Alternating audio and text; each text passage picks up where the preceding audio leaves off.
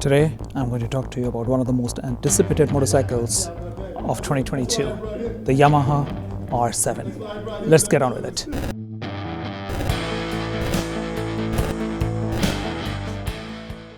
Now that is the Yamaha R7. It's a gorgeous looking machine. Look at those front lights, the sleek aerodynamic design, the narrow tank, the sharp rear designed for airflow and downforce. All of it reeks of the DNA of the legendary R race replica series from Yamaha, namely the R1 and the R6. But then, let's be a little realistic here. This bike looks great. It has a good engine and all of that. There are huge similarities in the way they look. But the R7 is not really a replacement of the R6. The legendary R6, the 600, makes a huge 125 horsepower.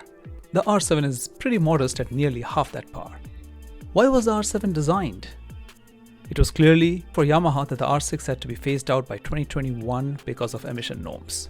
And that was leaving a huge void between the smaller R3 and the biggest brother, the R1, and Yamaha did not have any sporty, full-fairing bike between the R3 and the R1. And that made the designers take up the MT-07, a successful motor over the years, and plonk it into the R series, and voila, you have the R7. That said, the R7 has its own place. Based on the MT-07, which has been a very successful bike over many years now, the R7 has a liquid-cooled CP2 engine that is an inline twin delivering 74 bhp at 8700 RPM. Just for reference, the R6 makes 125 horsepower at 16,500 RPM. The torque delivery is actually quite linear, smooth and not snatchy, going through the rev range in a pretty manageable manner and does not jump on you if you're coming from a smaller bike. I've ridden the R7. It has pretty good handling thanks to the triple clamps and fully adjustable USD forks. Ergonomically, with the clip-ons and the high rear set foot pegs, the bike is designed for track. The rake angle is steep, you are crouched. It may not have the screaming power of the R6, but it does have the chassis geometry, handling, and enough power to be a pretty good track tool, definitely for beginners. But it's pretty good for street riding as well. It's not very aggressive, so it turns out to be pretty good for street riding.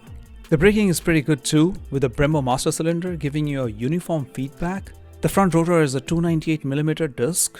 ABS on the Yamaha is standard. You also get an option for a quick shifter for clutchless upshifting. Another handy feature if you're looking to go do track days.